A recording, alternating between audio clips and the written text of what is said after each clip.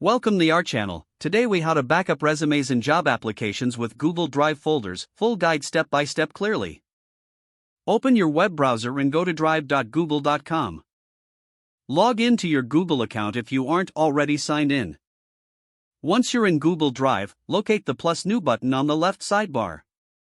Click on plus new to open a drop-down menu. From the drop-down, select folder to create a new folder. A prompt will appear asking you to name your folder. Enter a name like Job Applications or Resumes and click Create. Your new folder will now be visible in your Google Drive. Double-click on the folder to open it. With the folder open, you can start adding. To upload files, click the plus new button again. This time, choose File Upload from the drop-down menu. Navigate to the location on your computer where your resume or job application is saved. Select the file you want to upload and click Open. Your file will now begin uploading to the selected folder. Once the upload is complete, you will see the file appear in your folder.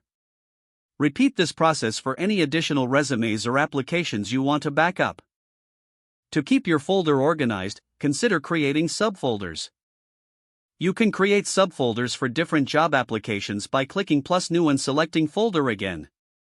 Label these subfolders with company names or job titles. This will help you easily find specific applications later. If you have documents in Google Docs, you can also create them directly in your folder. Click plus new and select Google Docs to start a new document. Name the document appropriately and add your resume or job application details. All changes will be saved automatically in your Google Drive. To share your folder with others, right-click on the folder name. Select Share from the context menu. Enter the email addresses of those you want to share the folder with. Adjust their permissions as necessary, then click Send.